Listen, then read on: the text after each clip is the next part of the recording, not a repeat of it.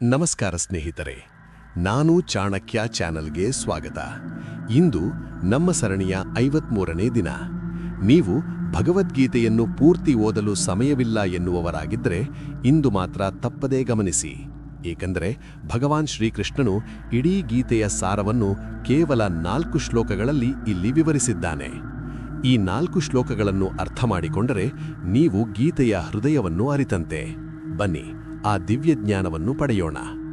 ಅಹಂ ಸರ್ವಸ್ಯ ಪ್ರಭವೋ ಮತ್ತಃ ಸರ್ವಂ ಪ್ರವರ್ತತೆ ಇತಿ ಮತ್ವಾ ಭಜಂತೆ ಮಾಂ ಬುಧಾ ಭಾವಸಮನ್ವಿತಾಃ.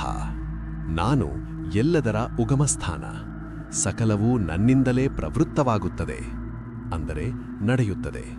ಹೀಗೆಂದು ಅರಿತ ಜ್ಞಾನಿಗಳು ಅತ್ಯಂತ ಶ್ರದ್ಧಾಭಕ್ತಿಗಳಿಂದ ನನ್ನನ್ನು ಭಜಿಸುತ್ತಾರೆ. ಇಲ್ಲಿ ಕೃಷ್ಣನು ತಾನು ಕೇವಲ ವ್ಯಕ್ತಿಯಲ್ಲ, ಈ ಬ್ರಹ್ಮಾಂಡದ ಶಕ್ತಿ ಎಂದು ಸಾರುತ್ತಿದ್ದಾನೆ. ನಾವು ಮಾಡುವ ಕೆಲಸ, ನಮ್ಮ ಆಲೋಚನೆ, ಈ ಪ್ರಕೃತಿಯ ಚಲನೆ ಎಲ್ಲವೂ ಆ ದೈವಿಕ ಶಕ್ತಿಯಿಂದಲೇ ನಡೆಯುತ್ತಿದೆ. ಇದನ್ನು ಅರಿತವನು ಎಂದಿಗೂ ಅಹಂಕಾರ ಪಡುವುದಿಲ್ಲ. ಮಚ್ಚಿತ್ತ ಮದ್ಗತ ಪ್ರಾಣ ಬೋಧಯಂತಹ ಪರಸ್ಪರಂ ಕಥಯಂತಶ್ಚ ಮಾಂ ನಿತ್ಯಂ ತುಷ್ಯಂತಿ ಚ ರಮಂತಿ ಚ. ಯಾರ ಮನಸ್ಸು ನನ್ನಲ್ಲಿ ಪರವಶವಾಗಿದೆಯೋ, ಯಾರ ಪ್ರಾಣವೂ ನನಗೆ ಅರ್ಪಿತವಾಗಿದೆಯೋ ಅಂತಹವರು ಯಾವಾಗಲೂ ನನ್ನ ಬಗ್ಗೆಯೇ ಪರಸ್ಪರ ಚರ್ಚಿಸುತ್ತಾ, ನನ್ನ ಮಹಿಮೆಗಳನ್ನು ಕೊಂಡಾಡುತ್ತಾ ಸಂತೋಷ ಮತ್ತು ತೃಪ್ತಿಯಿಂದ ಇರುತ್ತಾರೆ. ನಿಜವಾದ ಸುಖ ಎಲ್ಲಿರುತ್ತದೆ? ಅದು ಹೊರಗಿನ ವಸ್ತುಗಳಲ್ಲಲ್ಲ. ಜ್ಞಾನಿಗಳು ದೈವಿಕ ಚಿಂತನೆಯಲ್ಲಿ ತೊಡಗಿದಾಗ ಸಿಗುವ ಆನಂದವೇ ಶಾಶ್ವತವಾದದ್ದು. ಒಳ್ಳೆಯ ವಿಷಯಗಳನ್ನು ಹಂಚಿಕೊಳ್ಳುವುದರಿಂದ ಮನಸ್ಸು ಪ್ರಶಾಂತವಾಗುತ್ತದೆ. ತೇಷಾಂ ಸತತಯುಕ್ತಾನಾಂ ಭಜತಾಂ ಪ್ರೀತಿಪೂರ್ವಕಂ ದದಾಮಿ ಬುದ್ಧಿಯೋಗಂ ತಾಂ ಯೇನ ಮಾಮುಪಯಾಂತಿತೆ. ಪ್ರೀತಿಪೂರ್ವಕವಾಗಿ ನನ್ನನ್ನು ಸದಾ ಭಜಿಸುವವರಿಗೆ ನನ್ನನ್ನು ತಲುಪಲು ಬೇಕಾದ ಜ್ಞಾನ ಅಥವಾ ಬುದ್ಧಿಯೋಗವನ್ನು ನಾನೇ ದಯಪಾಲಿಸುತ್ತೇನೆ.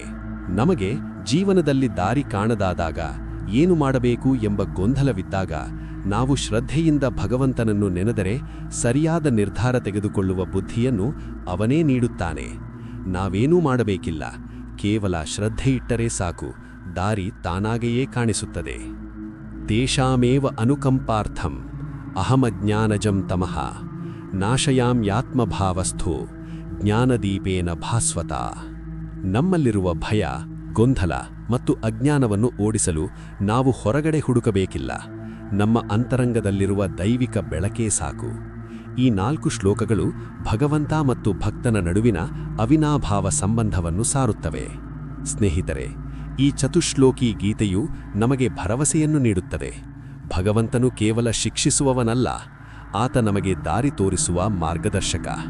ಈ ವಿಡಿಯೋ ನಿಮಗೆ ಇಷ್ಟವಾಗಿದ್ದರೆ ಈ ಜ್ಞಾನದೀಪವನ್ನು ಬೇರೆಯವರಿಗೂ ಹಂಚಿ. ನಾಳೆಯ 54ನೇ ಭಾಗದಲ್ಲಿ ಕೃಷ್ಣನ ಈ ವಿಭೂತಿಗಳನ್ನು ಕೇಳಿದ ಅರ್ಜುನನು ಹೇಗೆ ಪ್ರತಿಕ್ರಿಯಿಸುತ್ತಾನೆ, ಆತ ಕೃಷ್ಣನನ್ನು ಏನೆಂದು ಕರೆಯುತ್ತಾನೆ ಎಂಬ ಕುತೂಹಲಕಾರಿ ವಿಷಯವನ್ನು ತಿಳಿಯೋಣ. ಸಬ್ಸ್ಕ್ರೈಬ್ ಆಗಲು ಮರೆಯಬೇಡಿ. ಧನ್ಯವಾದಗಳು.